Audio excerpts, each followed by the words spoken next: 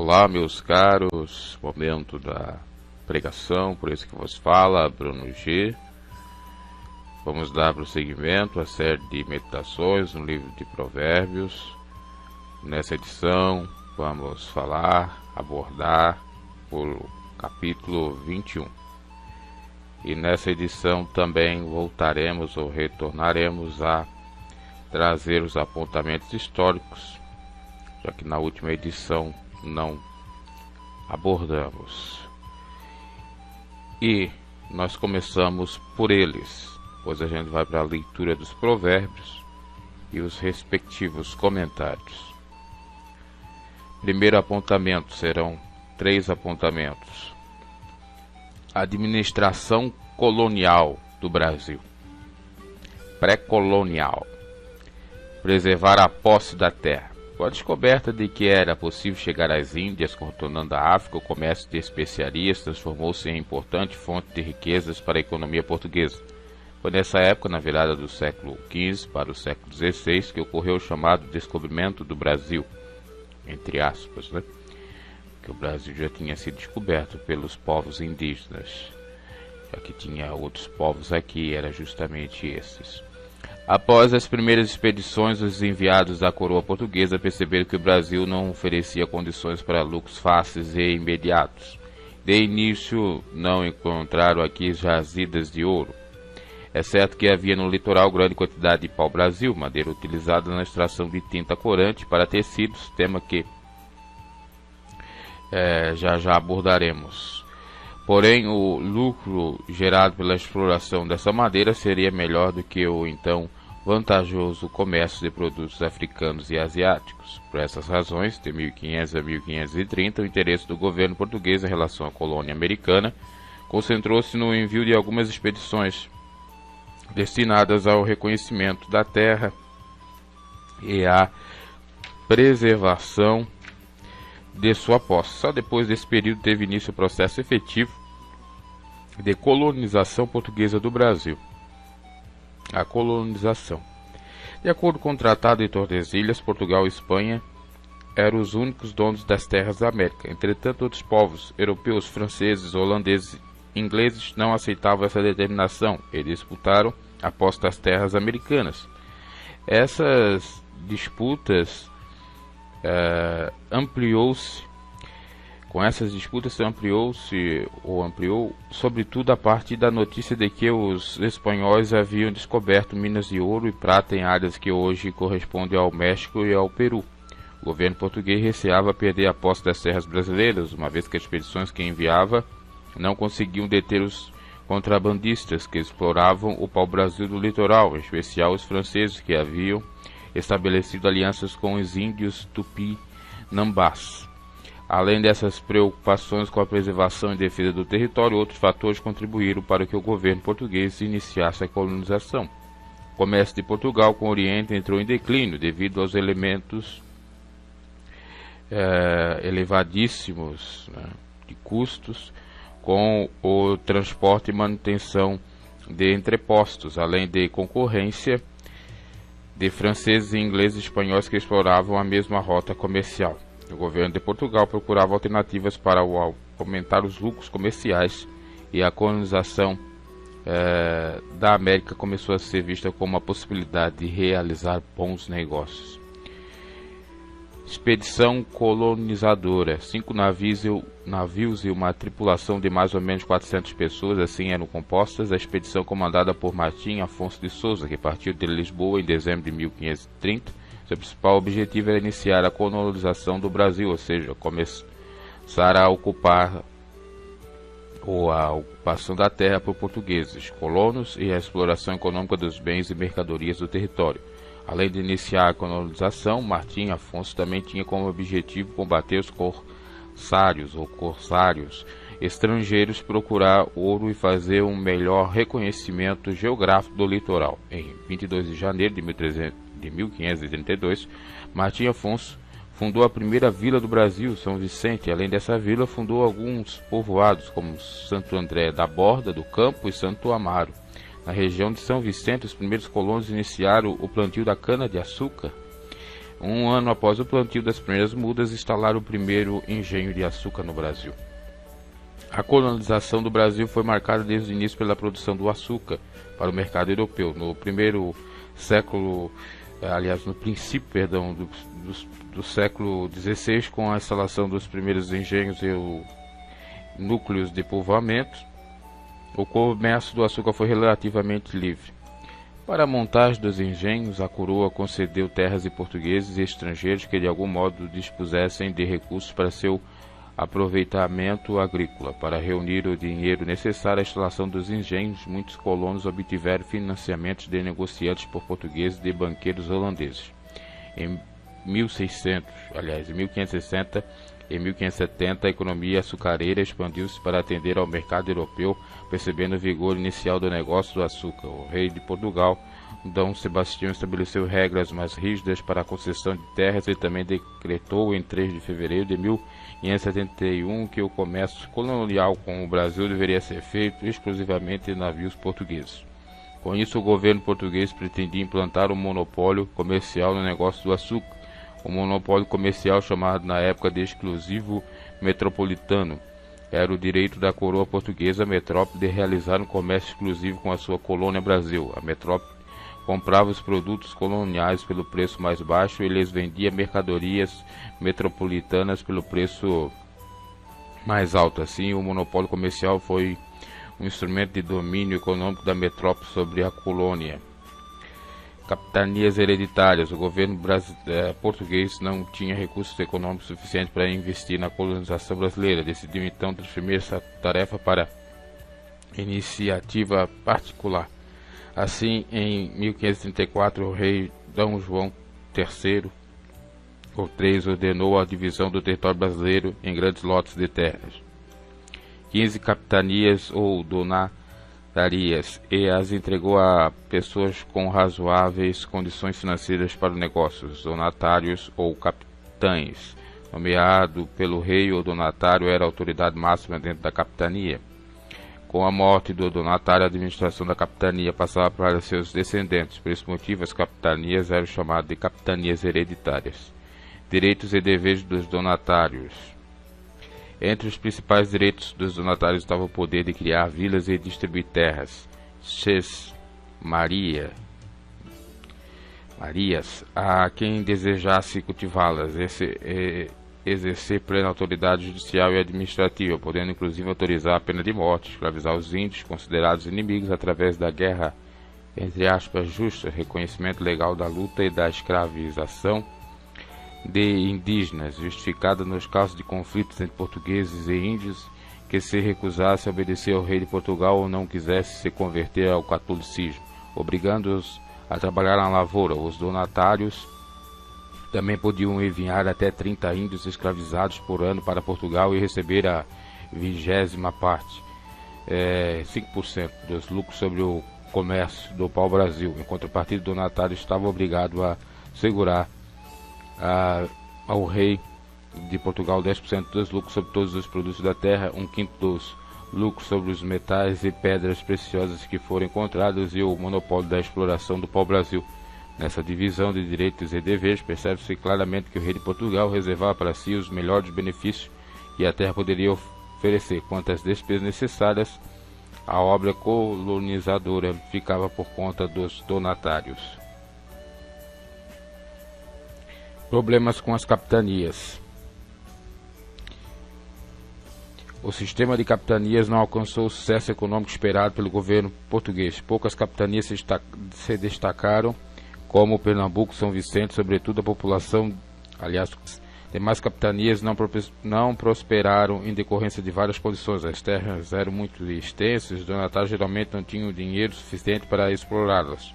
Muitos donatários perderam o interesse pelas capitanias, pois precisavam investir para produzir, plantar e colher, e não acreditavam que o retorno financeiro compensaria o trabalho e o capital empenhados.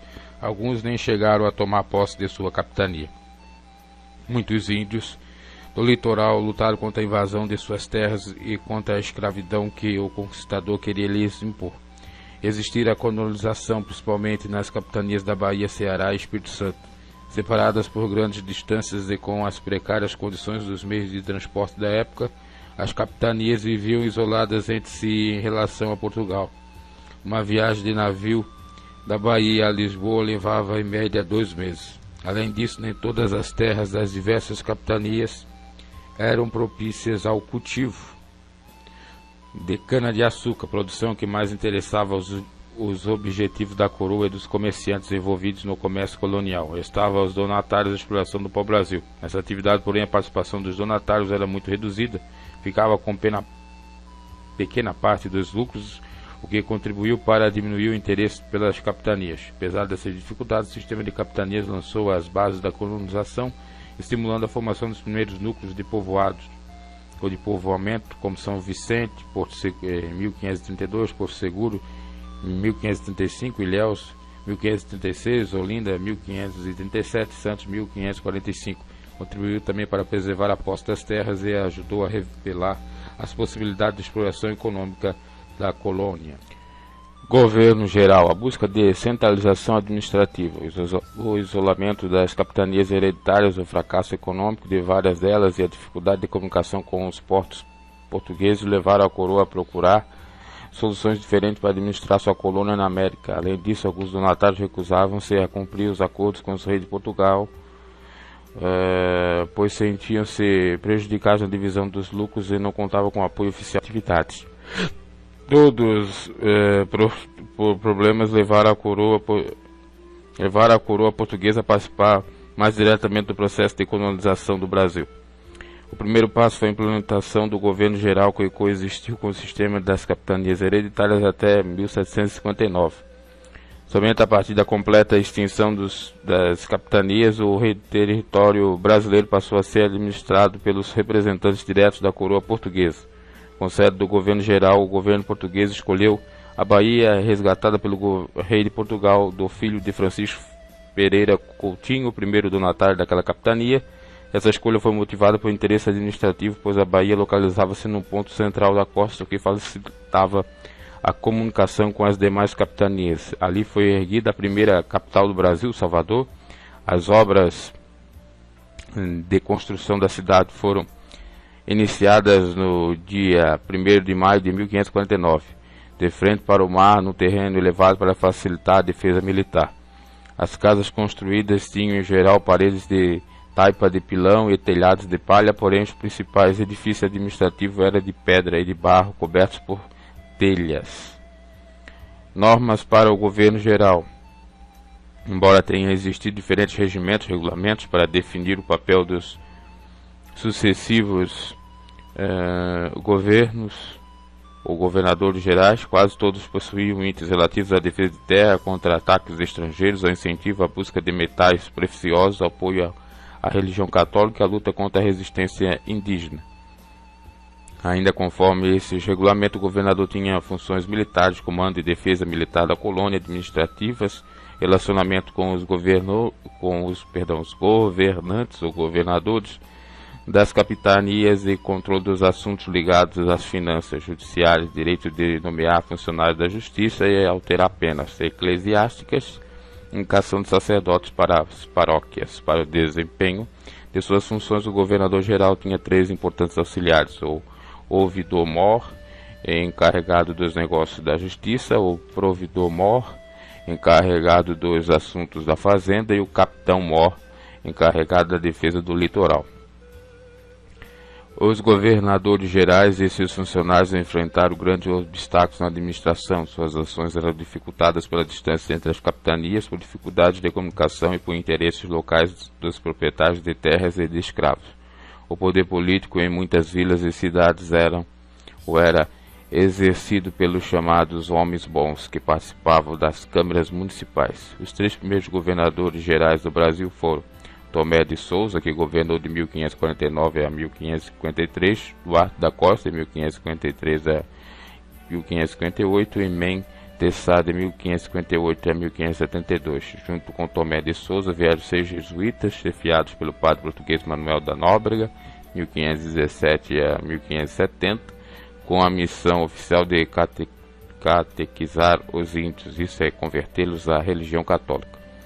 Os jesuítas faziam parte de um mundo regulado pelas normas e costumes das sociedades católicas europeias. A América era vista por eles como um lugar muito diferente desse mundo. Aqui reinavam entre os indígenas a nudez, a liberdade sexual, a poligamia, a antropofagia, que é os canibais, né? O canibalismo, e as crenças consideradas estranhas pelos jesuítas. Por isso, esses religiosos elaboraram o projeto de reunir as populações indígenas em aldeias para impor-lhes os valores da civilização europeia e do cristianismo. O documento dos jesuítas, um deles aqui, vamos ler, sobre os índios. A lei que lhes hão de dar é de defender-lhes comer carne humana e guerrear sem licença do governador, fazer-lhes ter uma só mulher, vestir-se, pois tem muito algodão ao menos depois de cristãos, tirar-lhes os feiticeiros, manter-lhes em justiça entre si para os cristãos, fazê-los viver quietos sem se mudarem para outra parte, se não for para cristão tendo terras repartidas, que lhes baste, e com esses padres da companhia para o doutrinarem. Era a carta então do Brasil ao padre Miguel de Torres, do padre Manuel da Nóbrega. Durante o primeiro governo geral ocorreu a fundação da cidade de Salvador, primeira cidade do Brasil, e a criação do primeiro bispado brasileiro, território subordinado à autoridade de um bispo, em 1551, chefiado pelo bispo Dom Pero Fernando de Sardinha. Teve início também a pecuária e foram dados incentivos ao cultivo da cana-de-açúcar. Além disso, organizaram-se expedições que penetravam nas matas à procura de metais preciosos. Com o segundo governador-geral Duarte da Costa, vieram mais jesuítas para o Brasil, entre os quais se destacou José de Anchieta, 1534-1597. Em janeiro de 1554, Anchieta e Nóbrega fundaram o Colégio de São Paulo, junto ao qual surgiu a vila que deu origem à cidade de São Paulo. No governo de Duarte da Costa, os franceses invadiram o Rio de Janeiro e fundaram um povoado que recebeu o nome de França Antártica. Só na época do terceiro governo geral, chefiado por Mem de Sá, é que os franceses foram expulsos do Rio de Janeiro em 1567. Além de combater os franceses, o novo governo teve de reunir forças para lutar contra os indígenas, melhor dizendo, que resistiram à conquista colonial portuguesa. Com guerras de extermínio, cerca de 300 aldeias indígenas do litoral brasileiro foram destruídas no século XVI. Câmaras municipais. Paralelamente à formação das primeiras vilas, foram estruturada uma administração local a cargo das câmaras municipais instituídas nas vilas mais importantes. As câmaras eram controladas pelos homens bons, grandes proprietários de terra, de escravos ou de gado. A atuação das câmaras abrangia diversos setores como o abastecimento, a tributação e a execução das leis. Os homens bons também organizavam expedições contra os índios, determinavam a construção de povoados e estabeleciam os preços das mercadorias. Assim, as câmaras municipais constituíam poderosos órgãos da administração colonial. Nessa condição, opunham-se muitas vezes ao poder central, representado pelo governo geral. A presença da Igreja Católica na vida colonial. A Igreja teve um papel importante na organização da sociedade colonial brasileira, isso é, porque os soberanos portugueses e a Igreja estavam ligados pelo regime do padroado, um acordo entre o Papa, chefe da Igreja, e o rei, pelo qual a coroa tinha uma série de deveres e direitos em relação à Igreja. Naquela época, a lei estabelecia que o catolicismo era a religião oficial em Portugal. Assim, todos os súditos do rei de Portugal deveriam também ser católicos. Entre os deveres da coroa portuguesa estava a garantia da expansão do catolicismo em todas as terras conquistadas pelos portugueses, a obrigação de construir igrejas e conservá-las e a remuneração dos sacerdotes por seu trabalho religioso. Em contrapartida, a coroa portuguesa podia nomear bispos, criar dioceses e ficava com o direito de recolher o dízimo, a 10ª parte dos ganhos, que era ofertado pelos fiéis à igreja. O cotidiano religioso. Apesar de alguns conflitos entre os padres e as autoridades políticas ligadas à coroa, a atuação de ambos era feita com certa harmonia. Cabia às autoridades políticas administrar a colônia, decidindo, por exemplo, sobre as formas de ocupação, povoamento e produção econômica. Já para os religiosos ficava a missão de ensinar a obediência a Deus e ao rei. Para isso, as paróquias assumiam uma série de tarefas com os registros públicos, a emissão de certidões de nascimento, casamento e óbito. Era tudo fundido, né? Tudo junto e misturado. A vivência religiosa impregnava a rotina diária de grande parte dos colonos, como escreveu o antropólogo Luiz Motti. No Brasil colonial, seguindo o costume português desde o despertar, o cristão se via rodeado de lembranças do reino dos céus. Na parede contígua à cama havia sempre algum símbolo visível da fé cristã, um quadrinho ou cachinho, o cachilho com gravura do anjo da guarda ou do santo, uma pequena concha com água benta, o rosário pendurado na cabeceira da cama. Antes de levantar-se da cama, da esteira ou da rede, todo cristão deveria fazer imediatamente o sinal da cruz completo, recitando a jaculatória, oração curta pelo sinal da Santa Cruz. Livrai-nos, Deus nosso Senhor, dos nossos inimigos, em nome do Padre, do Filho e do Espírito Santo. Amém. Os mais devotos ajoelhavam no chão, quando menos recitavam o beabá do devocionário popular. Ave Maria, o Pai Nosso, o Credo e a Salve Rainha, as orações que via de regra todos sabiam de cor. Um termo interessante novo, né? Jaculatória, oração curta. Na parede da sala de muitas casas coloniais saía do quarto, lá estavam para ser venerados e saudados os quadros dos santos. As famílias um pouco mais abastadas possuíam um quarto especial, quarto dos santos. Eita idolatria, né? Inquisição no Brasil. Por força da lei, os súditos da coroa portuguesa no Brasil deveriam ser católicos, respeitando os dogmas. Aqui pois diz que os evangélicos, protestantes, são intolerantes, não respeita a pluralidade de ideias, ou não respeitava. Isso veio oriundo da Igreja Católica, não permitia nenhuma outra religião. O Estado não era laico, era religioso, veja só. E se o protestantismo faz algumas insanidades, bebeu da fonte do catolicismo, que é oriundo dele. Eu não estou aqui para criticar a Igreja Católica, a instituição católica, a instituição protestante e as suas vertentes. Eu estou aqui para alertar-vos que o importante é ficar na Bíblia. O importante é ter como regra de fé a Bíblia. E ela é que vai nos nortear acerca do que é certo e que é errado. E não o modelo, o padrão de uma igreja, ou o exemplo, entre aspas, dos representantes da igreja. Da igreja que eu digo padre, papa, sacerdote, não os representantes da igreja primitiva, os apóstolos, né? Vamos seguindo aqui, já estamos quase chegando ao fim primeiro dessa parte.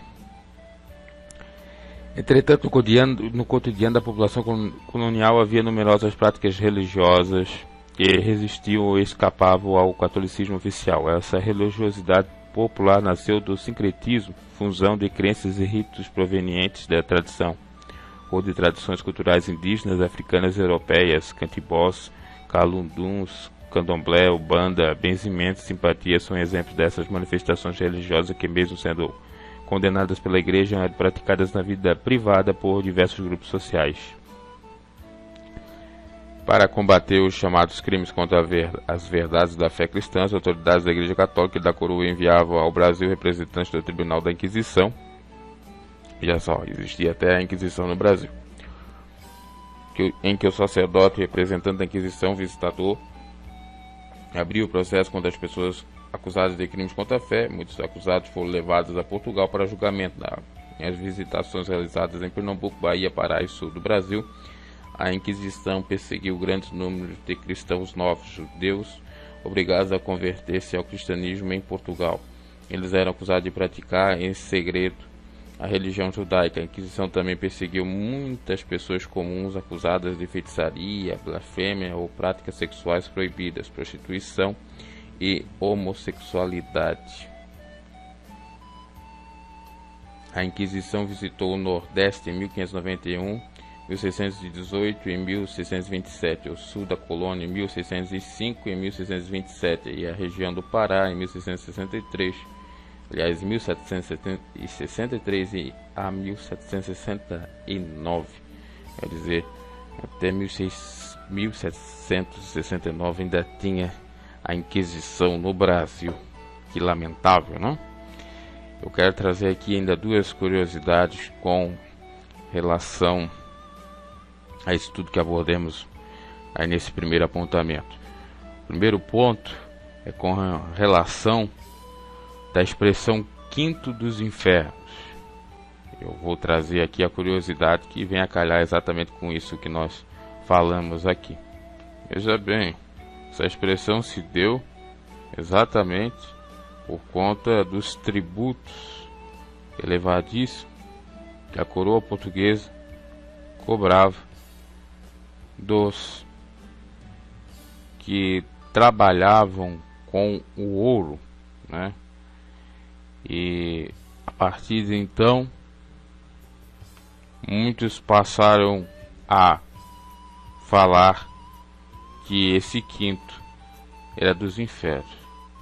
Então surgiu no período colonial do Brasil e diz respeito à cobrança de impostos por Império Português. O quinto correspondia a 20%, como já abordamos aqui, da produção de ouro da colônia. Afirmava-se que o termo era dirigido aos cobradores de impostos, que ao exigir ouviram algo como "vá buscar o quinto nos infernos", e aí depois mudou para o quinto dos infernos, né?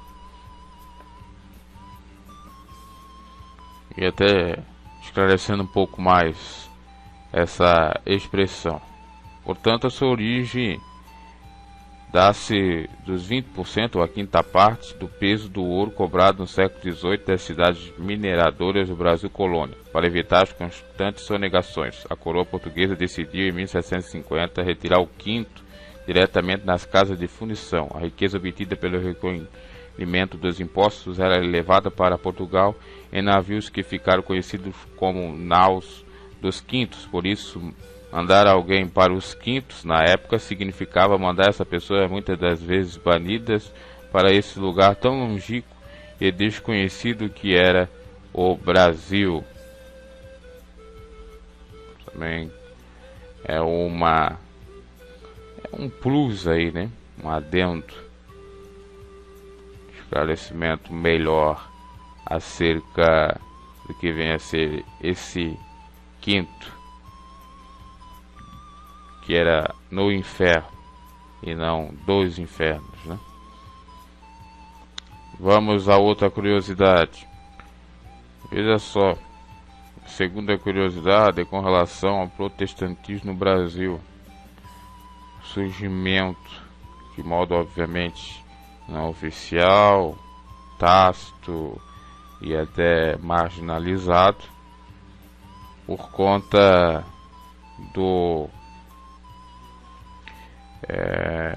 dos imigrantes que vieram para o Brasil, precisamente da França. Por exemplo, temos relatos históricos em 1557, liderados por Nicolau Wilhelm Gagnon e com apoio do almirante Gaspar Coligny, os huguenotes protestantes franceses buscaram refúgio no Brasil. Os franceses planejaram se fixar na Baía de Guanabara, Rio de Janeiro. Instalaram-se nas ilhas hoje conhecidas como Ville Gagnon, do governador Flamengo e Laje, denominando a região de França Antártica. Nós falamos ali da França Antártica, então possivelmente nessa época já veio os primeiros protestantes. O primeiro culto protestante foi realizado em 10 de março de 1557, uma quarta-feira. No dia 21 de março, domingo, foi realizada a primeira Santa Ceia. Logo começaram atritos em Ville Gagnon e os huguenotes Tones, até que esses fossem expulsos da ilha. A expulsão colocou-se em contato direto com os índios Tupinambás, os quais procuraram evangelizar, sendo esse o evento primeiro contato missionário protestante com um povo não europeu. Os frustrados colonos resolveram retornar à França, mas logo no início da viagem do barco que ameaçou naufragar, e 5 deles ofereceram-se para voltar à terra. Eram eles Jean du Bordel, Mathieu Vernuel, Pierre Bourdon, André Lafont, Jacques Le Ballieu. Logo que pisaram em solo brasileiro, foram aprisionados por Ville-Gagnon, que apresentou-lhes uma série de questões teológicas e exigiu uma resposta prescrita dentro de 12 horas. Eles redigiram um notável documento conhecido como Confissão da Fé da Guanabara, que custou as suas vidas. Diante da recusa deles em negar suas convicções, Ville-Gagnon condenou-as à morte. Bordel, Vernuel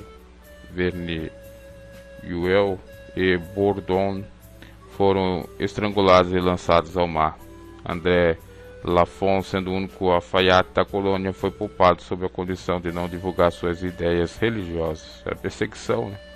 Assim, apenas 40 anos após a reforma, tivemos em 1557, porque a reforma se deu em 1517, no Brasil, o primeiro culto protestante, a primeira ceia, o primeiro evangelismo de não-europeus protestantes, a primeira confissão de fé e os primeiros mártires. Eles foram sementes do enorme pomar futuro. Depois tem até, para quem quer mais informações, o relato histórico ou biográfico desses mártires do protestantismo. Você encontra no portal Povos e Línguas, artigo História das Missões dos Primeiros Missionários Protestantes em Terras Brasileiras. Meus caros, hoje nós estamos na terra do leite e mel. Hoje nós não sofremos praticamente nada para falar do amor de Cristo, do Evangelho, né? E os pioneiros sofreram, pagaram com a sua própria vida. Recentemente estava vendo um vídeo onde um pobre pastor na Nigéria era queimado vivo. Colocaram um pneu de um caminhão sobre ele. Você sabe como é pesado um pneu do caminhão? Imagina sobre você, dificultando ele sair daquele local. E ali eles colocavam plástico, papelão, objetos ou meios pelo qual se propaga o fogo mais rápido, e ateava o fogo, né? O sujeito berrando e eles rindo, fazendo escárnio. Em pleno século XXI, nós vemos essas barbáries semelhantes ao que ocorria no Coliseu há 2000 anos atrás com os cristãos da igreja primitiva. Lá na Nigéria, por conta da intolerância religiosa, já que o islamismo e a parte mais extrema do islamismo lá domina. Você está com uma Bíblia na mão, ou dizer que é cristão é morte na certa. Lamentável. O sangue desses inocentes irão ser, por Deus, cobrados, desses hereges, desses que não aceitam o Senhor. Todo aquele que rejeita os pequeninos do Senhor, rejeita o Senhor, faz para Deus. E ele está vendo tudo. Pastor está na glória. E eles, reserva, está preparado para eles o juízo. Vamos seguindo agora com a leitura dos Provérbios, capítulo 21, versículo 1 em diante. Como ribeiros de águas, assim é o coração do rei na mão do Senhor, a tudo quanto quer o inclina. como um ribeirão de águas, assim o coração do rei na mão do Senhor. Tudo quanto ele quer ou inclina, ele faz. Todo o caminho do homem é reto aos seus olhos, mas o Senhor sonda os corações. É claro, para nós pode ser reto, nosso pensamento não são de Deus, né? E Deus sonda os nossos pensamentos. Fazer justiça e julgar com retidão é mais aceitável ao Senhor do que oferecer-lhe sacrifício. É o que Deus disse, né, por intermédio de Samuel a Saul, né? A repetição aqui é Salomão: mas vale obedecer do que sacrificar. E obedecer está justamente fazer a justiça e julgar com retidão, andar no caminho do Senhor. Olhar altivo, coração orgulhoso e até a lavoura dos ímpios é pecado. Então, o olhar ativo, o coração orgulhoso e a lavoura dos ímpios são pecados. 3 classes de pecados aqui. O olhar altivo, já falei. O olhar altivo pode ser considerado até maior do que a própria vanglória,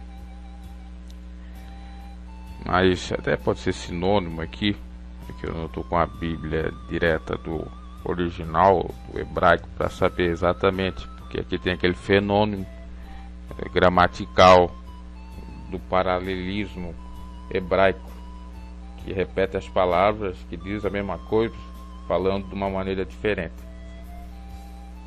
Então, o olhar ativo pode ser a mesma coisa aqui.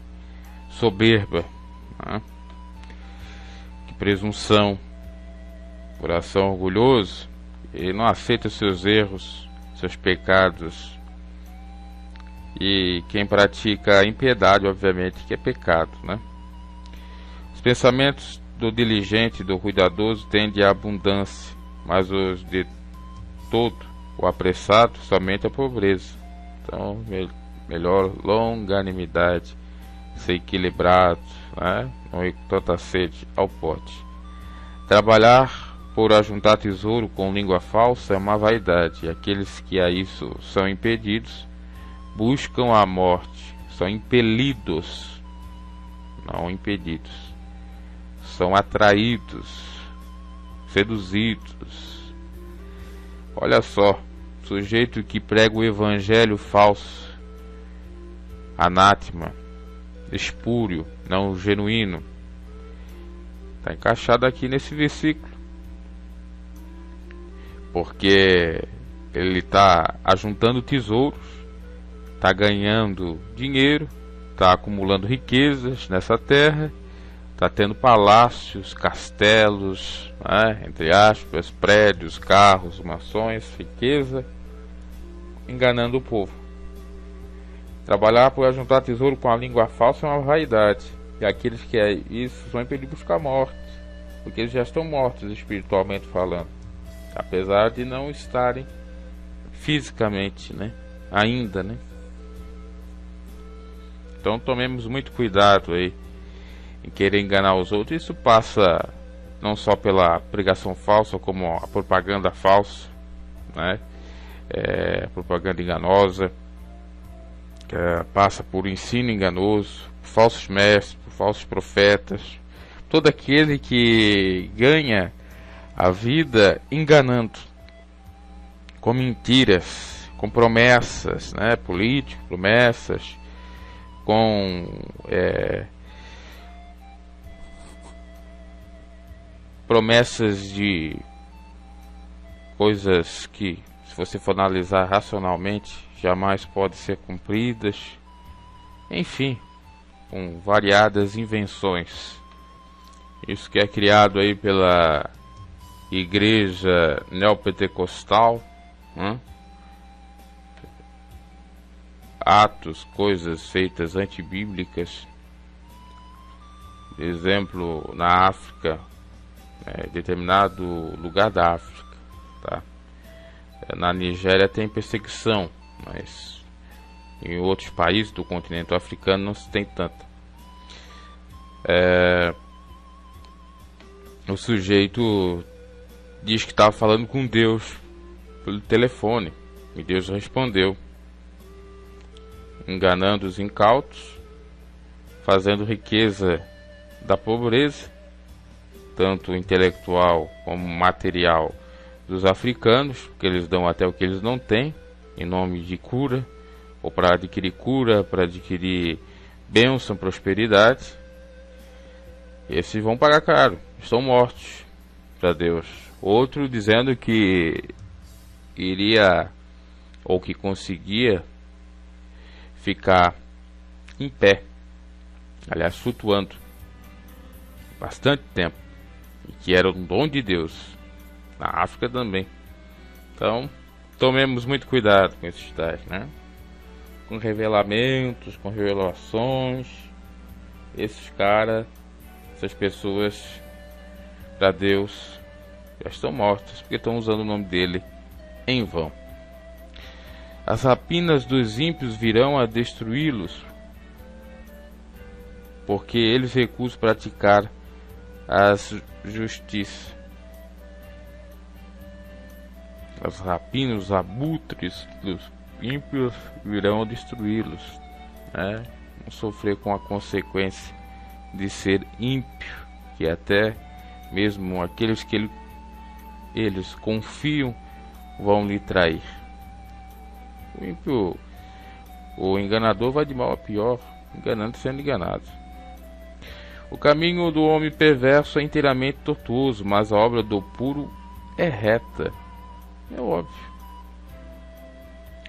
Melhor é morar num canto de águas furtadas do que com a mulher rixosa numa casa ampla. Olha só o que Salomão diz: melhor é morar num canto sozinho de águas furtadas. Esse sentido de, na realidade, águas furtadas quer dizer, for analisar de acordo com o hebraico, canto de um terraço. E tem muitas traduções da Almeida, infelizmente, que deixa a desejar, complica o texto, né? Isso que é necessário a gente recorrer para os originais ou as versões mais atualizadas de traduções da Bíblia, tá? Então, é exatamente canto do terraço, pedacinho, uma casinha, uma meia água, assim, pode ser assim considerada, né? Melhor viver no cubículo ou no cubículozinho bem pequeno, uma casa bem pequena, do que com a mulher rinchosa numa casa ampla. Mulher que se queixa demais, mulher que reclama demais. Olha só, mas vale viver só do que mal acompanhado, é o que diz o provérbio, né? É nesse sentido que uma mulher contendeira, barraqueira, briguenta, com discórdia, desavença todo dia, toda hora, torrando a tua paciência, não é fácil. Ou você separa dela, né? Ou você faz alguma insanidade com ela. Então, mais vale o sujeito viver sozinho do que mal acompanhado. Mais vale o sujeito viver à parte dessa mulher. A alma do ímpio deseja o mal, o seu próximo não agrada aos seus olhos. O próximo pro ímpio não agrada aos seus olhos, ele quer só fazer o mal, né? Interessante, né? O ímpio pensa assim. Interessante e não tanto, mas para nós meditarmos. Nós cristãos devemos amar o próximo. O ímpio, outra partida, faz justamente o contrário. Não gosta e não ama. Ele nem sequer gosta, quanto mais ama, né? Quando o escarnecedor é castigado, o simples torna-se sábio. Quando o sábio é instruído, recebe conhecimento. Nós já falamos disso, é um provérbio que se repete em outras passagens, em outros capítulos, outros versículos já anteriormente meditados. Prudentemente considere o justo a casa do ímpio, quando os ímpios são arrastados para o mal. Se tem por avisado, né? Serve de lição quando a casa do ímpio se desfaz,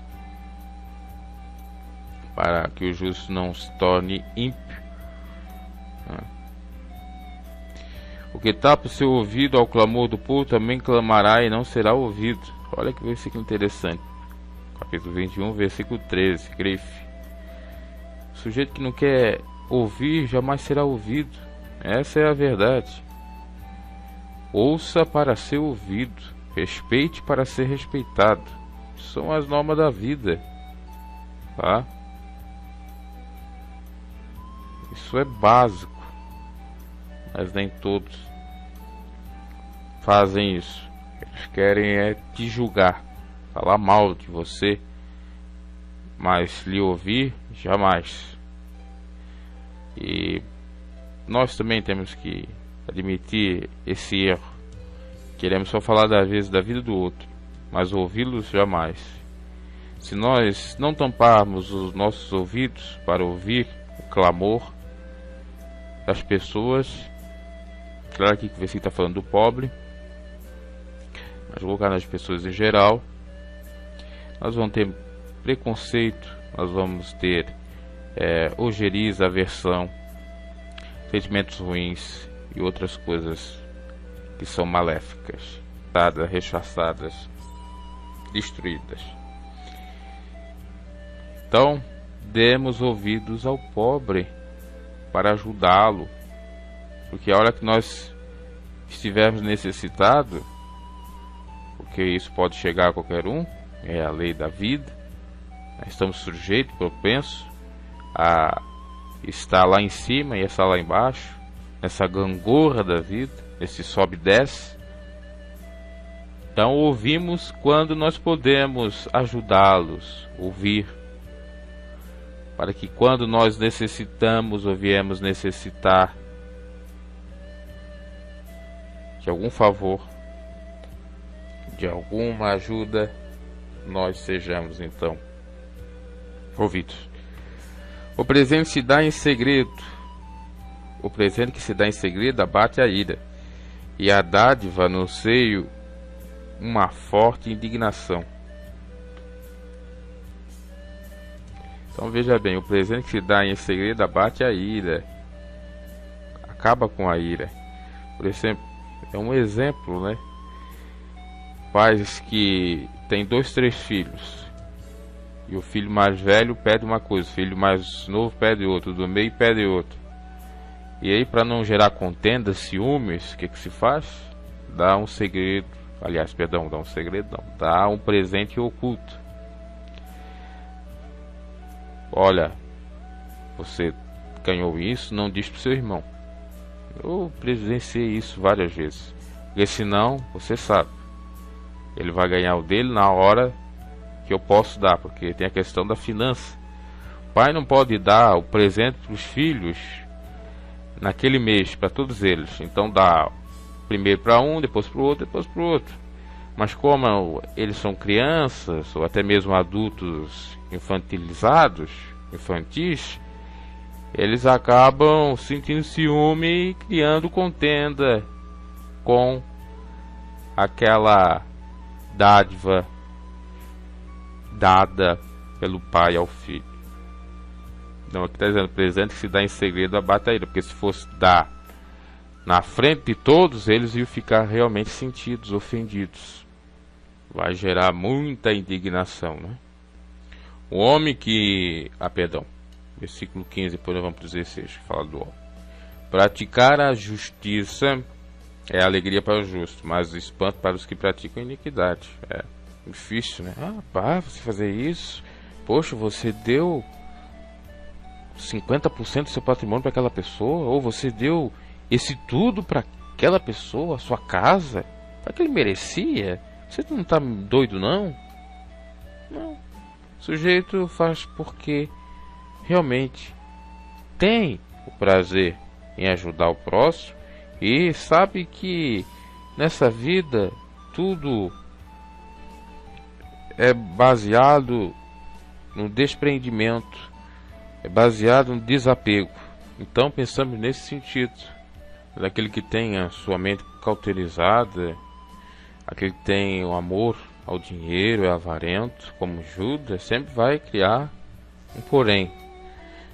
Judas ficou pé da vida, entre aspas, ao ver aquela mulher pegar um unguento muito precioso, um nardo, e esparramar sobre Jesus, né?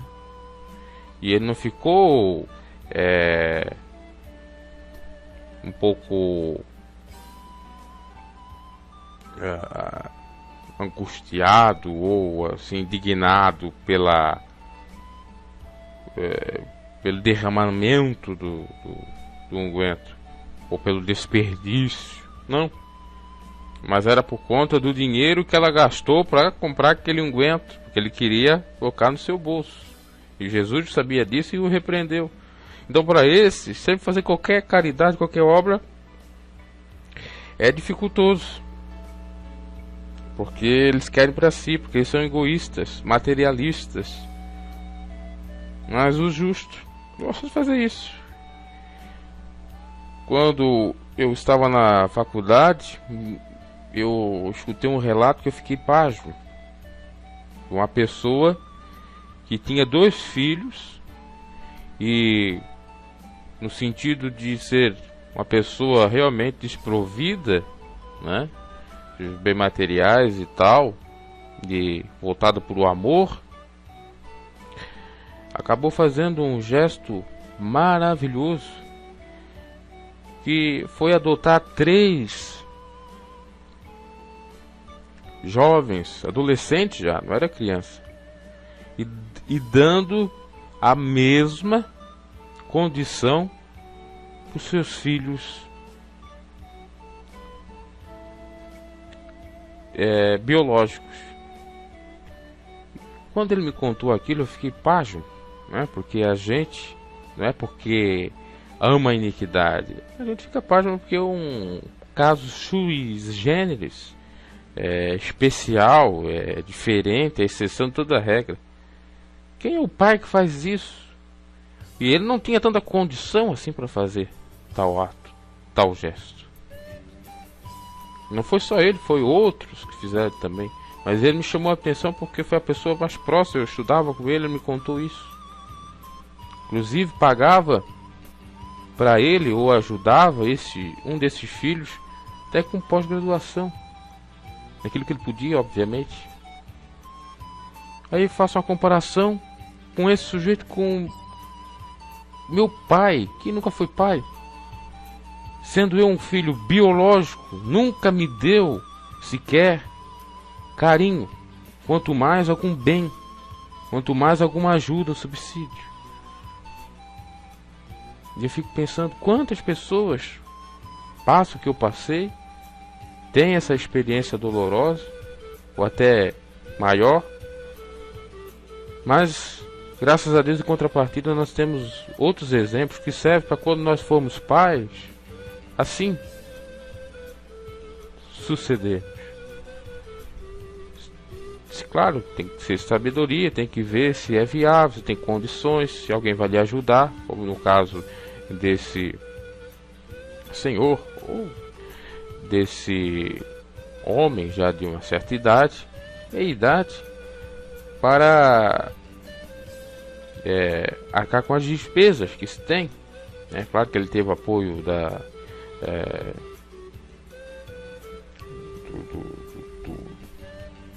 Conselho Tutelar, de órgãos especializados que faz a fiscalização e tal no processo da adoção.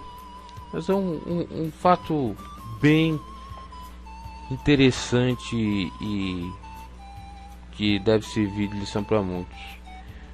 Aí ele me conta que ele era espírita e eu fiquei, puxa vida, os espíritas leem a Bíblia, consideram Jesus, apesar de eu discordar um pouco com relação a falar com os mortos ou também da psicografia.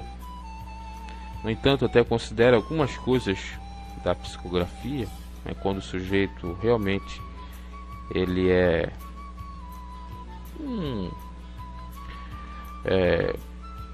tem um nome, né, um termo, psicografário verdadeiro, né, realmente a coisa acontece. Tem falsos, assim como tem falsos pregadores, falsos profetas e tal. O que eu fico pensando é o seguinte: Jesus disse: filho das trevas, entre aspas, são mais prudentes que os da luz. Aqueles que são cristãos não têm essa atitude, são católicos, são protestantes, e um espírita tem. A crença deles é pautada na reencarnação, em karma e tal, e por isso que eles fazem isso. Não importa. A questão central, o que Jesus pregou, foi o amor. E eles consideram Cristo, inclusive, como Filho de Deus. Claro que eles podem estar errados do ponto de vista doutrinário, em alguns pontos. Mas essa prática que ele fez não lhe será imputada. Deus contemplou, porque foi uma obra de caridade. Mas Paulo fala que ainda que eu queimasse meu corpo e tivesse caridade, de nada adiantaria. Mas esse não é o caso, porque muitos podem usar esses versículos para dizer, achar que a sua religião é a certa, a verdadeira e tal. Não existe, meus caros. A religião para Deus é amar a Ele sobre todas as coisas, ao próximo como a nós mesmos, e pronto, fecha. Precisa de dogma, não precisa de igreja, não precisa de nada. Então veja só. E isso para o ímpio, para o que está apegado e não é abnegado das coisas dessa vida, para a pessoa que é que nem Marta, que está ocupada com as coisas dessa vida, e não é Maria, que escuta Jesus, é complicado, né? É espanto. Puxa vida, para mim até foi espanto. Espanto pelo fato da gente ter uma educação diferenciada, uma tradição diferenciada. Não seria espanto a prática disso. Ou se eu pudesse fazer, eu também faria, né? O espanto aqui é, na realidade, é a iniquidade, o pecado. O sujeito, mesmo podendo fazer algo extraordinário, algo que vai beneficiar muitas pessoas, não faz. E quando o outro faz, ele sente inveja e sente espanto e ainda quer impedir de fazer ou de prosseguir, aquele sujeito prosseguir, né? É um fariseu, ele não vai e impede que os outros vão. Então tomemos muito cuidado, meus caros, porque o que vale é o amor, tá? Deixamos um pouco dessas picuinhas doutrinárias de lado. Imagina só que benefício ele fez para aquelas crianças que ficaram no orfanato, nem crianças, eram pré-adolescentes, adolescentes, oportunizando a elas uma família que elas nunca tiveram, oportunizando a elas um bom estudo e trabalho. Que maravilhoso, né? Eu posso também considerar meus avós como meus pais figurados e meus adotantes que me adotaram, né? Porque eu não tive criação por pai. E isso vem a calhar, como tem pessoas que têm um coração tão mesquinho, tão cheio de cólera, de ira, petrificado. Brincadeira. É um desabafo aqui. Às vezes eu estou pregando aqui, eu falo muito mais de mim, de algumas coisas que me sucedem, do que a própria palavra, mas tudo encaixa, né? A gente tem que falar. Não é o certo falar de tudo, mas nesse sentido porque foi um abalo, pior que um abalo sísmico, pior que um abalo de terremoto.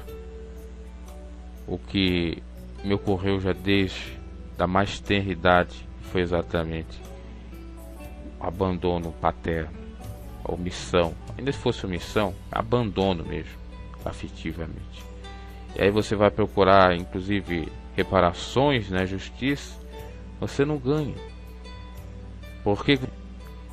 Porque os juízes também, né, são pessoas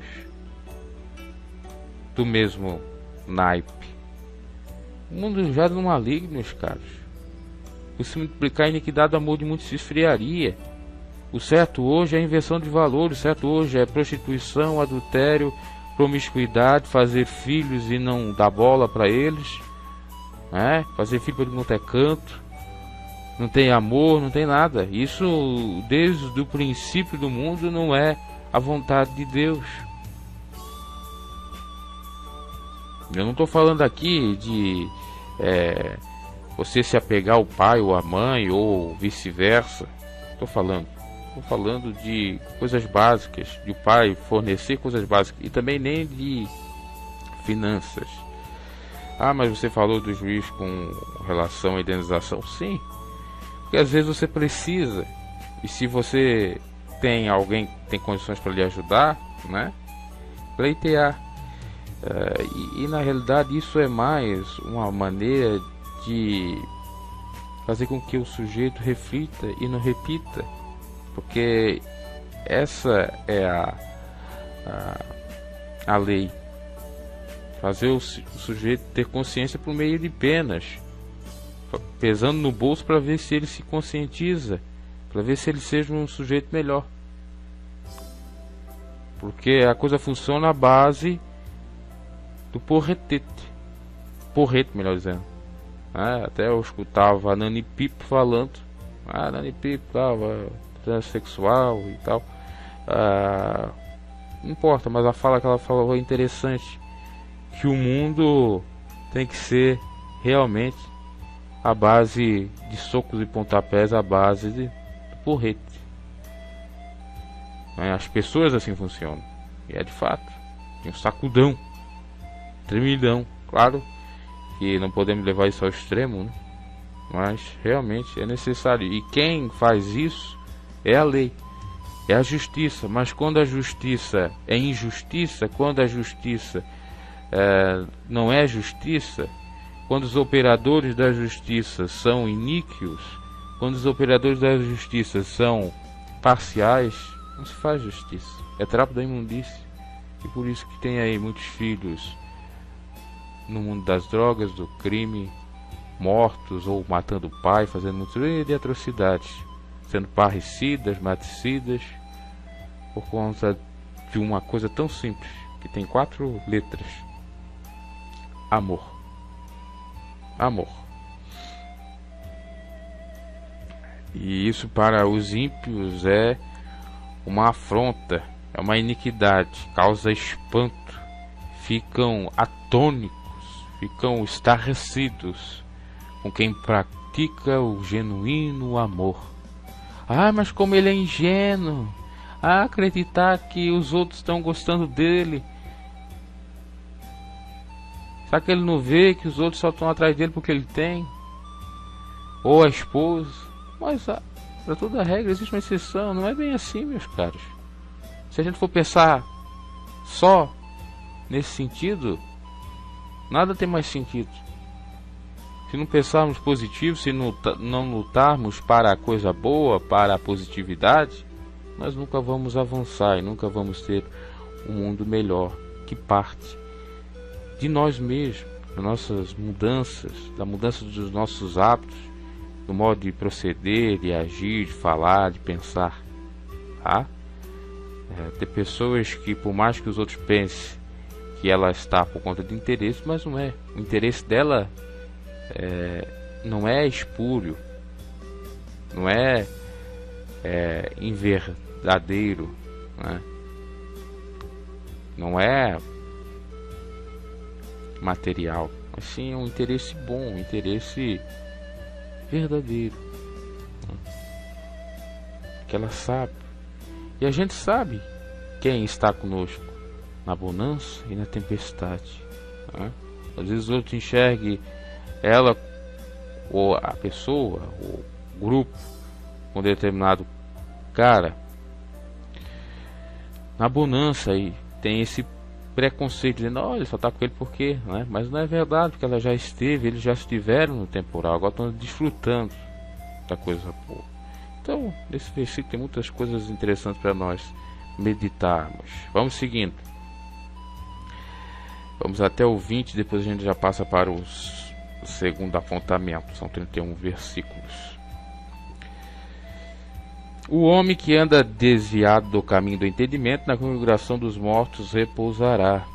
Não é? Cuidado, daquele que se desvia não da igreja, não do templo, não da instituição, mas sim se desvia, até porque da igreja não tem como se desviar, porque ele é a própria igreja, se desvia do caminho do Senhor.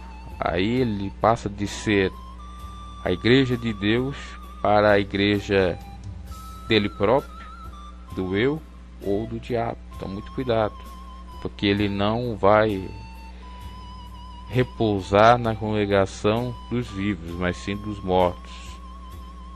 Cuidado, e dos mortos espirituais, não necessariamente física. Alguns até vão passar pela congregação da morte física mesmo. Então é muita cautela, muito cuidado aí, meus caros. Necessidade padecerá o que ama os prazeres. Quem ama os prazeres, que quer realizar tudo, muita coisa impossível de se realizar e gasta, desperdiça o dinheiro, realmente ele vai passar privações das quais ele nunca imaginou. Então você tem que amar a Deus, tem que ter autocontrole. Amar, eu diria, a moderação, o autocontrole, porque aí você é sábio e não carece de necessidade. Que ama o vinho e o azeite nunca enriquecerá. Ou enriquecerá. Quem ama o vinho, claro, o sujeito que ama de modo demasiado, se entrega ao deus Dionísio, deus das festividades, ao deus Baco, também que é o do vinho, né? Se entrega à bebida forte, ao alcoolismo, bebe todo dia, toda noite, não para, não tem moderação, realmente não tem como ser próspero, que ele está fora de si.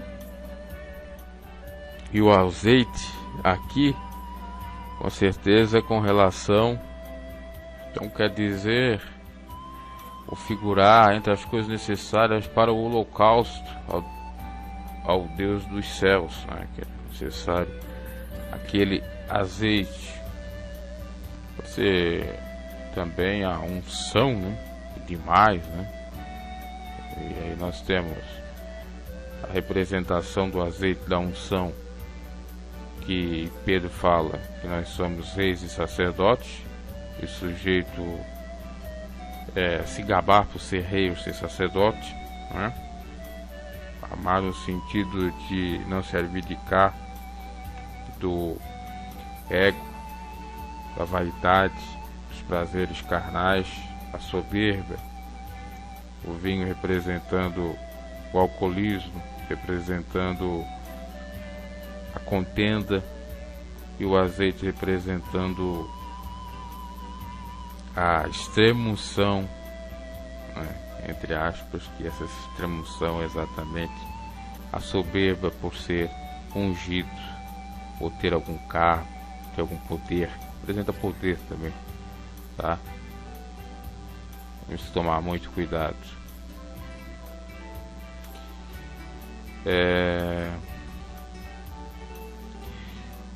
Tudo, claro, com moderação. Você pode beber, você pode usar o azeite, hoje não mais para o holocausto, mas para comida, E o azeite aqui com esse nome de colesterol ruim, você tem que abdicar. Não pode amar esse azeite, esse óleo, esse colesterol ruim, Que é o HDL. Deixa eu só dar uma conferida aqui. Perdão, o colesterol ruim é LDL, o HDL é o bom. tem a função de retirar o colesterol mau do corpo e levá-lo para o fígado. Ao chegar no fígado, ele será metabolizado e eliminado do organismo. Já o ruim é perigoso, pois leva ao acúmulo de placas de gordura nas paredes internas das artérias, diminuindo o fluxo de sangue para órgãos importantes como o coração e cérebro, podendo levar ao aparecimento de doenças cardiovasculares como infarto e derrame, por exemplo. A sigla do colesterol ruim, LDL, que é em inglês, né? Em inglês se lê Long Density Lipopene ou lipoproteína de baixa densidade, e o colesterol é conhecido por HDL, que significa High Density ou Density Lipopene ou lipoproteína de alta densidade. Os valores de referência do colesterol bom e ruim: bom 60 mg/dl, já o ruim 130 mg/dl, sendo abaixo de 100 mg/dl em pacientes com alto risco para doença coronariana. Pode-se evitar os níveis de colesterol pode-se avaliar os níveis de colesterol através de exame de sangue. Para manter os níveis de colesterol adequados, é importante uma boa alimentação saudável, pobre em gorduras e açúcar, evitar a vida sedentária, praticar exercício físico de forma regular. Em alguns casos, o médico pode indicar o uso de medicamentos para baixar o colesterol. Então, até aqui nós podemos falar exatamente da questão do colesterol. O sujeito que ama o óleo, que ama o azeite ruim, o LDL, não se enriquecerá, não prosperará, não terá saúde, não terá paz, né? Viverá no médico, né? Então, até nesse sentido, o sujeito que ama aquela gordura de carnes, né? O sujeito que ama comer comidas gordurosas, né? Bem condimentadas, que não tem um equilíbrio, a dosagem certa, que são sedentários, que não praticam sequer exercício físico, uma caminhada, uma corrida, uma pedalada. Veja só, até nesse sentido nós podemos meditar. Da mesma maneira, o sujeito que se dá muito ao vinho, que não é moderado, quer tomar mais de um cálice de vinho por dia, né? Ou tomar até se embriagar por completo, esse nunca será abençoado, próspero. Também nós podemos interpretar isso de modo simbólico espiritual, né? O vinho representando a impiedade, né? Representando a contenda, representando o mundo, representando tudo que é ruim, inclusive o sangue, não o sangue vertido lá na cruz que nos dá a vida eterna de Jesus, mas o sangue dos inocentes, e o azeite representando a extrema-unção, a unção, a autoridade eclesiástica em que o sujeito se gaba, se exalta por pertencer ou ser aquela autoridade. Isso é o mal. Está escrito em 1 Timóteo 6,10, porque o amor do dinheiro é a raiz de toda a espécie de males. Não só o dinheiro, né? O sujeito que tem amor ao poder e também à fama, faz de tudo para ter poder, fama e dinheiro, ele está indo de mal a pior. Então tomemos muito cuidado com falta de moderação, tomemos muito cuidado com a exaltação, com a vanglória e com a não educação física. Quer dizer, o sujeito tem que cuidar do seu corpo, tem que ter ética física. Ok? Versículo 18: resgate do justo é o ímpio, e do reto é o iníquo. que salva o ímpio, o valor, é o justo. E do reto, vice-versa, é o iníquo.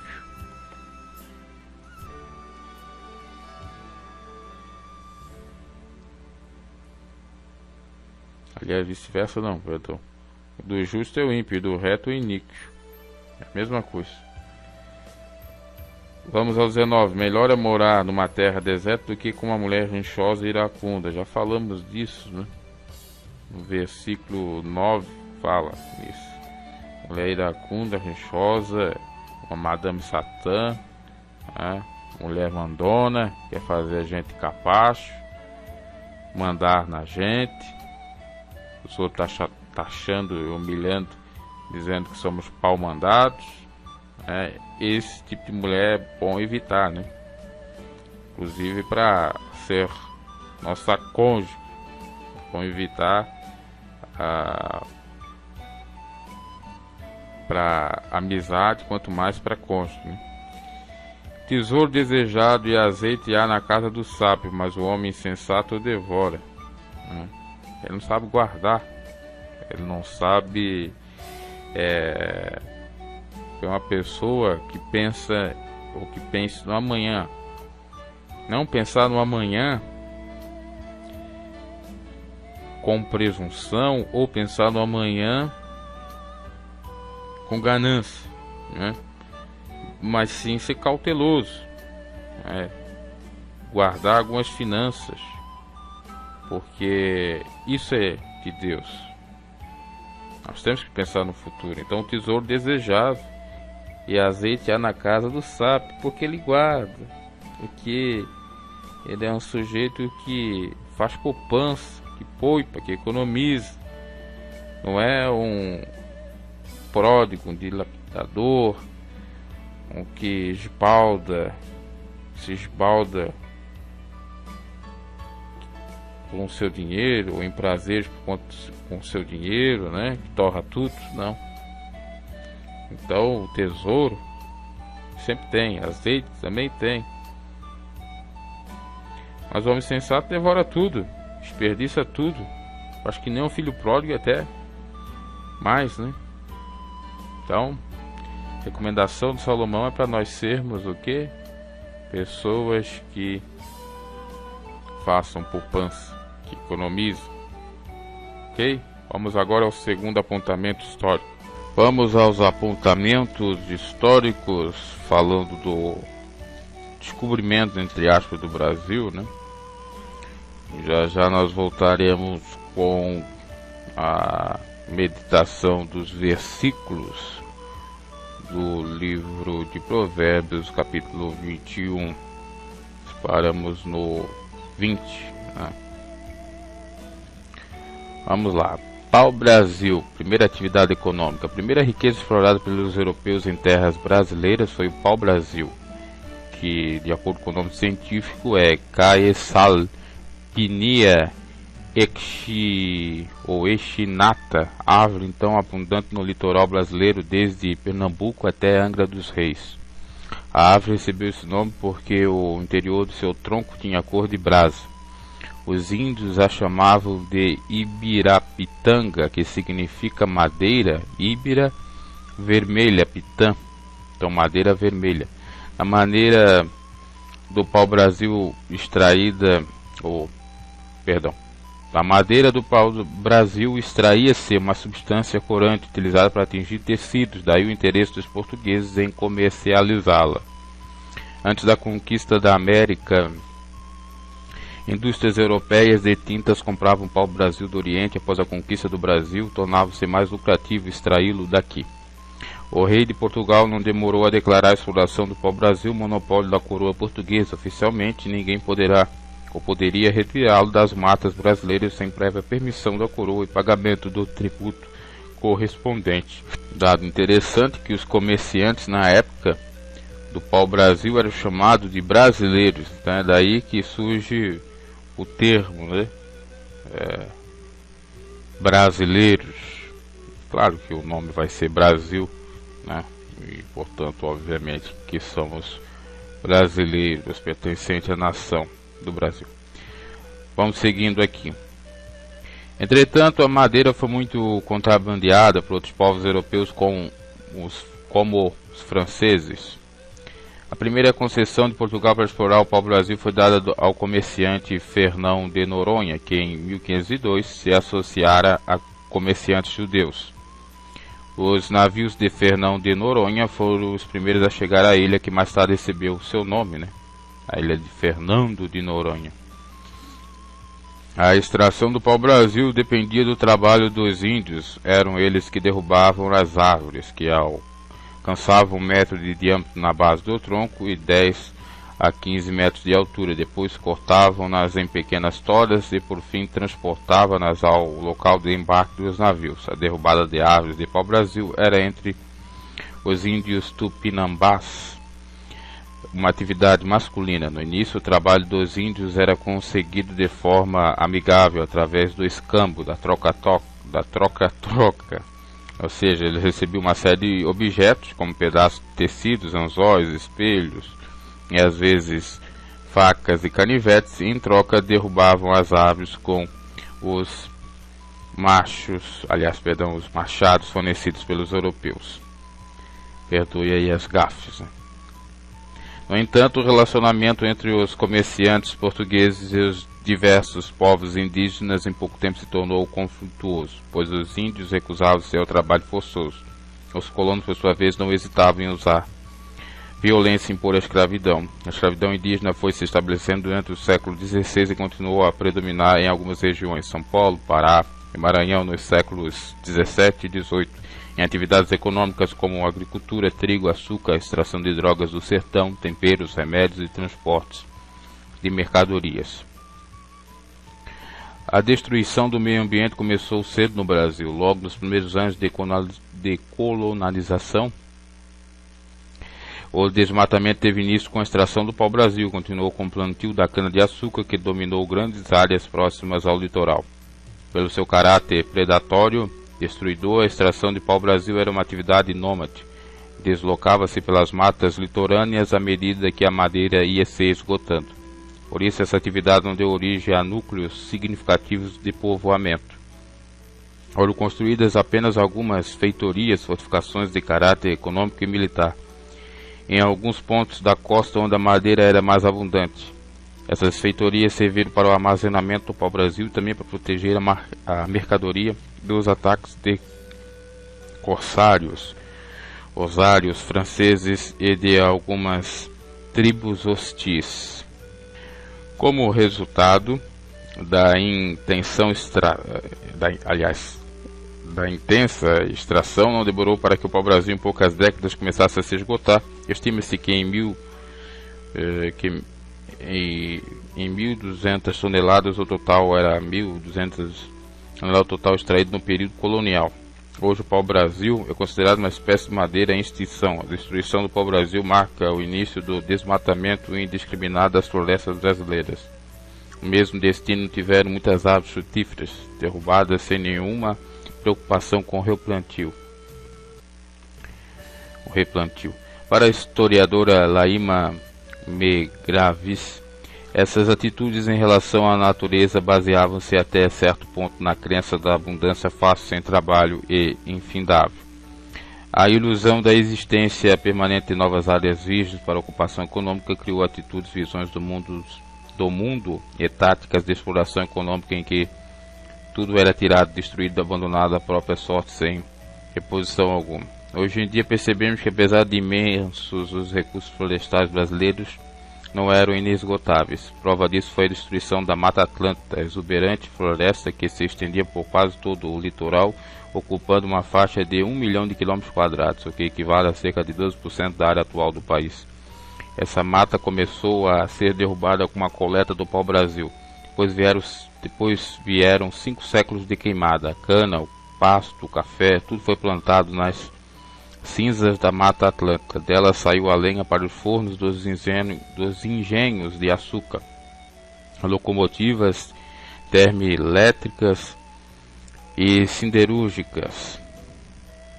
Da floresta existente em 1500 Restam apenas 8% espalhados em matas que em geral ficam dentro de propriedades particulares. Lembrando que esses dados são antes dos anos 2000, né? Possivelmente agora deve ter reduzido significativamente. O índio questiona. O índio não entendia porque os brancos desde sua chegada ao Brasil precisavam tirar tanta madeira das florestas. Seria para levá-la a algum deus? Pergunta certa vez um índio Tupinambá em 1558, de acordo com o relato do francês Jean de Larry em seu livro Viagem à Terra do Brasil. O branco explicou que a madeira seria levada para um homem do outro lado do oceano. Esse homem ia fazer tinta com ela para atingir muitos tecidos e depois vendê-los. O índio, porém, não entendeu para que vender tanto tecido e acumular tantos bens. Esse homem não morre? Indagou novamente o índio. O branco respondeu que sim, morria, mas que acumulava bens para deixá-lo aos seus descendentes quando morresse. O índio então concluiu perplexo: sois grandes loucos! Trabalhais tanto para amontoar riqueza para vossos filhos, ou para aqueles que vós sobrevivem? Não será a terra que vos nutre suficiente para alimentá-los também? Temos pais, mães e filhos a quem amamos, mas estamos certos de que, depois de nossa morte, a terra que nos nutriu também os nutrirá. Por isso que descansemos sem maiores cuidados. Que lição, né, de vida? E para muitos aí, pastores, larápios, mercenários, exploradores da fé. Olha o índio. Lição maravilhosa. Muitos índios, desde hoje, naquela época, que têm um pensamento muito mais cristão do que os que dizem ser cristãos. Apesar de taxar o índio de ser hereges, de ser falsos, de seguir outros deuses, né? E tantas outras coisas mais. Mas veja, tem conteúdo bom deles, né? Que podemos extrair. Uma das coisas é essa. Então você é a favor de o Brasil se tornar um socialismo, de acabar com o capitalismo, que é isso que o índio questiona? Não. Sou a favor de justiça social. Sou a favor de igualdade socioeconômica, e não totalmente, mas de algum modo, porque nós não podemos ter a discrepância econômica de distribuição de renda como nós temos no Brasil. Pessoas que chegam a ter por mês mais de 100 milhões, enquanto o outro chega a ter por mês, como salário, como renda, pouco menos de 100 reais. O que o sujeito com 100 milhões ao mês vai fazer? Eu acho que isso aí está errado, essa equação. Porque qual é o básico para nós? Será que o sujeito não conseguiria viver pelo menos com 20, 30 mil reais por mês? E esses 20, 30 mil também não poderia o sujeito que ganha 100 ganhar? Nesse sentido, é socialismo, não tem nada de socialismo. A ideologia socialista, a política socialista, do jeito como ela está se configurando aí, não me agrada. O que me agrada seria a fusão do ponto bom do capitalismo com o bom do socialismo. E aí sim nós poderíamos ter, mais que pareça utopia, um mundo mais justo.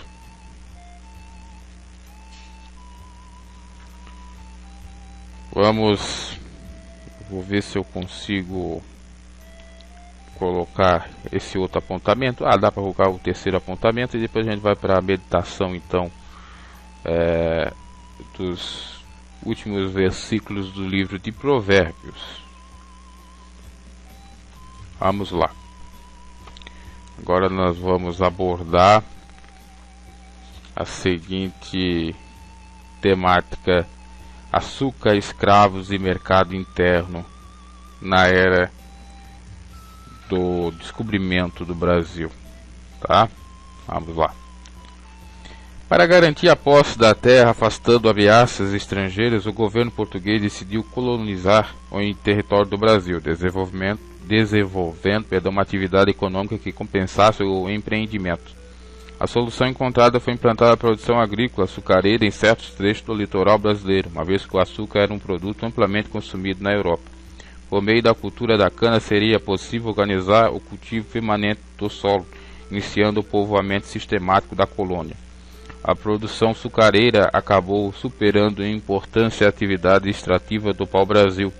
Embora a exploração dessa madeira tenha continuado intensamente até pelo menos o início do século XVII, foram muitos os motivos que levaram a coroa de Portugal a implantar o cultivo da cana na colônia. De um lado, havia em certas regiões do Brasil condições naturais favoráveis ao desenvolvimento da lavoura canavieira, clima quente, chuvas, solo de massapê no litoral do Nordeste. Do outro lado, havia a experiência anterior portuguesa com o cultivo bem sucedido da cana-de-açúcar na Ilha da Madeira e no arquipélago dos Açores.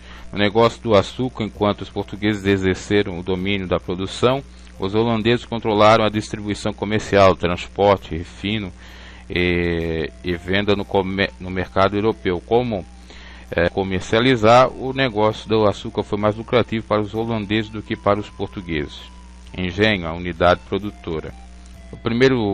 Nos primeiros séculos da colonização, considerável parcela da população colonial reuniu-se no campo em torno das grandes propriedades rurais ligadas à produção de açúcar, tabaco, algodão e pecuária. Da unidade produtiva, essas propriedades rurais tornaram-se também núcleo social, administrativo e cultural. A expressão típica dessas propriedades é o engenho de açúcar.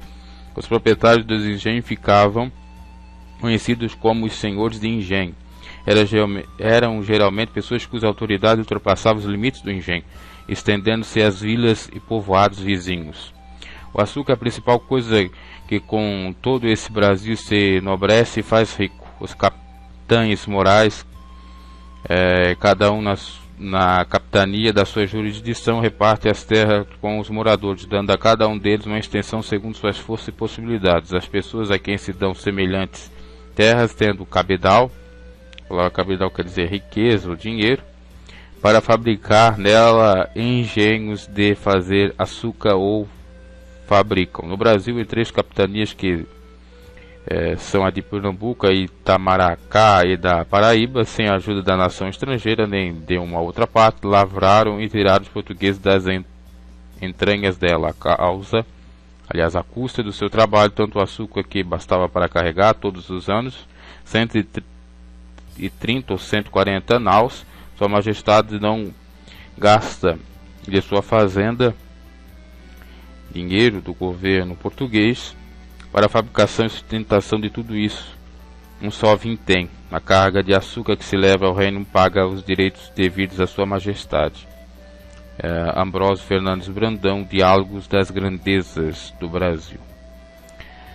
Além dos senhores e dos escravos, também havia na sociedade açucareira trabalhadores assalariados, feitores, mestres de açúcar, purgadores, agregados, moradores do engenho, que prestavam serviço ao senhor em troca de proteção e auxílio, padres, alguns funcionários do rei e alguns raros profissionais liberais, médicos, advogados, engenheiros. Entre as construções mais características dos engenhos, 2 se destacam: a Casa Grande e a Senzala. A Casa Grande poderia ser um casarão térreo ou um sobrado onde morava o senhor do engenho e sua família, além de empregados de confiança, capatazes, que cuidavam de sua segurança pessoal. A Casa Grande também era a central administrativa do engenho. A Senzala era a habitação rústica dos escravos, que geralmente consistia em cabanas separadas de paredes de barro e telhado de sapê, ou mais caracteristicamente de construções enfileiradas, divididas em compartimentos, cada um ocupado por uma família ou unidade residencial. Nessas construções, os escravos eram alojados de maneira bastante precária. Além das construções destinadas à moradia das famílias e dos senhores e escravos, havia os edifícios reservados propriamente à produção. A casa de engenho, com instalação ou instalações destinadas à produção do açúcar como a moenda, onde se moía a cana para a extração do caldo. E as fornalhas, onde o caldo era fervido e purificado em grandes tachos de cobre. A casa de purgar, onde o açúcar, depois de resfriado e condensado, era levado para ser branqueado. E os galpões, onde os blocos de açúcar eram quebrados em várias partes, reduzidos a pó. Havia ainda a capela onde se realizavam as cerimônias religiosas. No domingos e dias santos, a capela era o centro de reunião da comunidade, assim como em batizos. Aliás, batizos não, batizados, casamentos e funerais. Se apressar-se na leitura complica, né? Mão de obra. Além de experiências produtivas de capitais, a produção açucareira necessitava também de mão de obra, isto é, de pessoas que trabalhassem nos engenhos. Na etapa inicial da empresa açucareira, o colonizador utilizou o índio escravizado, considerando que havia encontrado uma solução relativa barata e suficiente para atender a necessidade de mão de obra. Entretanto, a escravização do índio era um negócio interno dos colonos. A coroa e os comerciantes portugueses interessou promover uma solução mais lucrativa, ou seja, o uso de mão de obra africana, o que alimentaria o comércio conhecido como tráfico negreiro.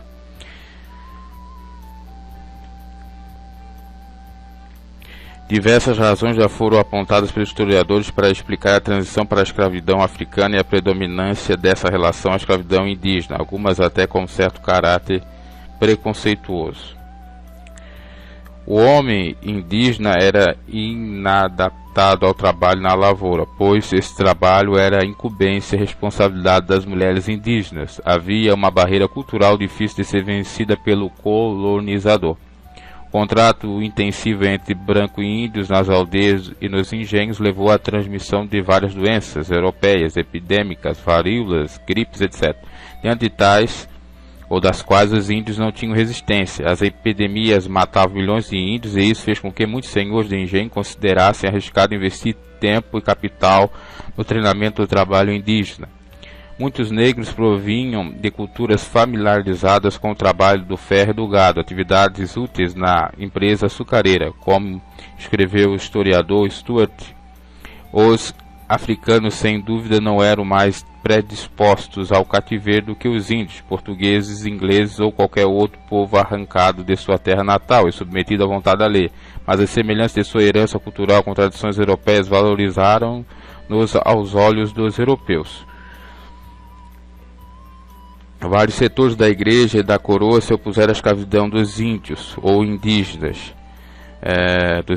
mas não combateram a escravização dos africanos. As fugas, as epidemias e a legislação contra a escravidão indígena a tornaram menos atraente e lucrativa. Além dessas explicações, a interpretação do historiador Fernando Novaes, segundo a qual a preferência pela escravização dos africanos em vez dos índios pode ser compreendida como mais um elemento de engrenagem do sistema colonial montado no Brasil. Os ganhos comerciais com a captura dos indígenas ficavam dentro da colônia, entre aqueles que se dedicavam a esse tipo de atividade. Já os lucros do comércio negreiro dirigiam-se para a metrópole, ou seja, para os negociantes envolvidos nesse comércio e para a coroa, que recebia os impostos. Por isso a escravidão negra foi incentivada, enquanto que a do índio foi desestimulada e até mesmo proibida em certos lugares e períodos. A mão de obra africana representou a base da atividade econômica no Brasil colonial, como açúcar e ouro. Entretanto, os africanos, além de trabalhar nos engenhos e nas minas, também trabalhavam em outras áreas da agricultura, como a produção de arroz, tabaco e algodão. Dedicaram-se à criação de animais e foram essenciais para o transporte, serviço doméstico e comércio. O que define o sentido da colonização do Brasil? Na análise de alguns historiadores, o sentido da colonização foi seu caráter comercial voltado para fora do país, ou seja, ela se destinava a explorar os recursos do território colonial em proveito da metrópole portuguesa. Foi por esse motivo que se organizaram a sociedade e a economia brasileira. A grande propriedade agrícola, latifúndio, monocultura, escravocrata e exportadora designava pela expressão inglesa plantation, constituiu a forma básica da colonização portuguesa no Brasil até a descoberta e exploração de metais preciosos a partir do final do século XVII. No entanto, em trabalhos mais recentes, outros historiadores têm observado que é um exagero limitar a economia da época colonial apenas ao setor exportador, plantation, ou plantation, né, na realidade. Além dos latifundiários, agricultores do açúcar e dos comerciantes portuários envolvidos na exportação para a metrópole, havia no Brasil uma considerável parcela de pecuaristas ou de pequenos proprietários produzindo alimentos, tais como mandioca, milho, feijão, arroz para o consumo do mercado interno. Essa produção de alimentos era essencial para a produção da colônia. A vida de grande parte da população colonial não se limitava às grandes propriedades rurais exportadoras. A criação de gado, que era ligada ao comércio interno, foi uma das principais atividades econômicas no período colonial. Os bois abasteciam a população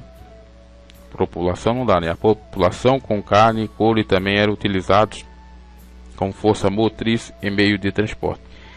Diversas áreas se especializaram na atividade pecuária, como amplas regiões do Piauí, Maranhão, Bahia, litoral do norte fluminense, sul de Minas Gerais e planície do Rio Grande do Sul.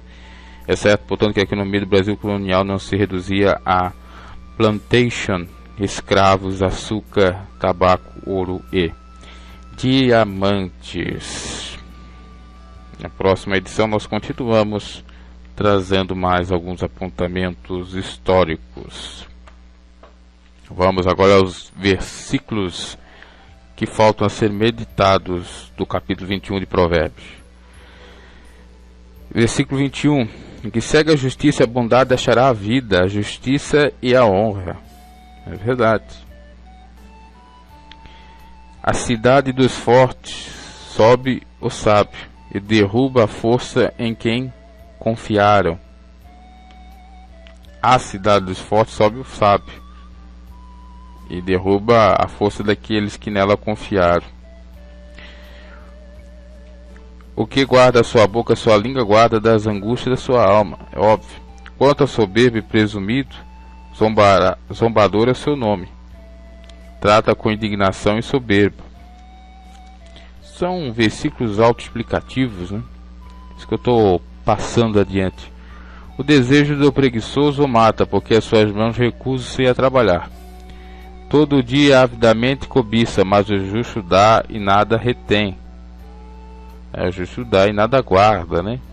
Falei de ser uma pessoa desprovida de ganância, de apego, uma pessoa que é grata, que é liberal, no sentido de doar, né? Que realmente é grata também a Deus, e por isso que ajuda o seu próximo. O sacrifício dos ímpios é abominação, quanto mais oferecendo-o com intenção maligna, né? Só o simples fato de pensar ou de criar esse sacrifício já é abominação. Imagina com intenção perversa, né? Só o fato de fazer o sacrifício, imagina com intenção perversa. A testemunha mentirosa perecerá, mas o homem que ouve falará sem imputação. O homem ímpio endurece seu rosto, mas o reto considera seu caminho. Não há sabedoria, nem inteligência, nem conselho contra o Senhor. Olha que interessante, não há sabedoria, e nem inteligência, nem conselho contra o Senhor. É óbvio, ninguém pode ser contra o Senhor, e se for, já denota insanidade, imprudência, estutícia, parvoíce, tolice. O cavalo prepara-se para o dia da batalha, mas o Senhor vem a vitória, né? Não adianta você se preocupar com cavalos, com cavaleiros. Confia no Senhor, que o mais forte está conosco. A vitória vem do Senhor. Quem peleja a nossa causa é o Senhor. Claro que nós temos que fazer a nossa parte, mas o que compete ao Senhor Ele vai honrar, se nós formos fiel a Ele. Então, é nesse sentido, meus caros, que nós encerramos mais uma nós encerramos mais uma edição do Momento da Pregação, né, que é junto com relatos históricos interessantes, né, conhecimento, para nós analisar certas coisas para a nossa edificação. Até a próxima edição do Momento da Pregação, onde nós vamos abordar o capítulo 22 de Provérbios.